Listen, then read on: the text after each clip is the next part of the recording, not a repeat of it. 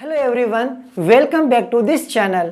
तो गाइस, आज हम बात करेंगे व्यापारिक बैंक का अर्थ क्या होता है और व्यापारिक बैंक के प्रमुख कार्य कौन कौन से हैं।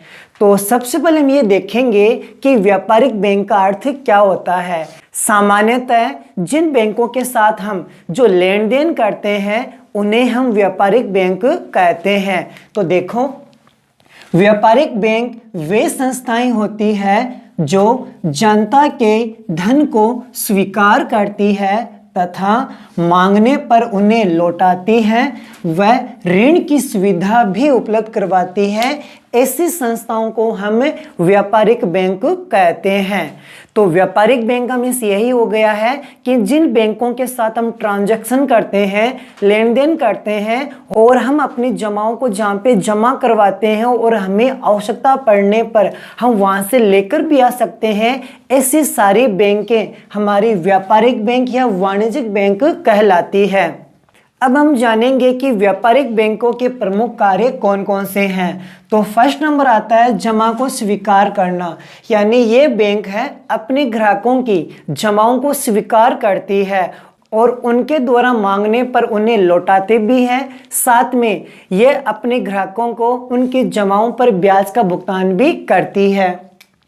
तो देखो, ये बैंक अपने ग्राहकों की जमाओं को स्वीकार करती है। यह बैंक चालू खाता, बचत खाता, सावधि जमा खाते के रूप में जमा को स्वीकार करती है। यानी हम अपने पैसे को सेविंग अकाउंट के रूप में या फिर करंट अकाउंट के रूप में या फिर फिक्स्ड डिपॉजिट के माध्यम से बैंक में जमा करवा सकते हैं और इन जमाओं पर बैंक हमें ब्याज का भुगतान भी करती है। सेकेंड नंबर है ऋण देना। तो यह बैंक आवश्यकता पड़ने पर अपने ग्राहकों को ऋण की सुविधा भी उपलब्ध करवाती है। यानी जब हमें पैसे की आवश्यकता पड़ती है तो हम बैंक में जाकर हम बैंक से लोन भी ले सकते हैं। और ये बैंक ग्राहकों को जो होम लोन है, कार लोन है, शिक्षा लोन है, ये हमें विभिन्न प्रकार के ऋण उपलब्ध करवाती है। नेक्स्ट है ग्राहकों के लिए भुगतान प्राप्त करना, यानी व्यापारिक बैंक अपने ग्राहकों के लिए किराया, ब्याज की राशि, पेंशन की राशि, कमीशन की राशि आदि को प्राप्त करती है तथा आवश्यकता पड़ने पर यह बैंक इन सभी का भुगतान भी करती है। तो बैंक हमारी तरफ से किसी भी प्रकार का चार्ज होता है, चाहे वो रेंट के रूप में हो, चाहे वो कमीशन के रूप में हो, चाहे वो डिविडेंड के रूप में हो, वो प्राप्त भी करती है और उनका वो भुगतान भी कर सकती है। नेक्स्ट है विविध सलाहकार। तो व्यापारिक बैंक अपने ग्राहकों को आर्थिक मामले में और वित्तीय मामले में सलाह देने का कार्य करती है, जिससे ग्राहक प्रभावी निर्णय ले सकता है। कभी कभी हम इन्वेस्टमेंट की बात करें तो हमें कहाँ इन्वेस्टमेंट करना चाहिए या फिर हमें किस प्रकार का लोन लेना चाहिए, इस प्रकार के बारे में जो वित्तीय डिसीजन है उनको लेने के लिए बैंक हमारी सहायता करती है। नेक्स्ट आता है धन का स्थानांतरण।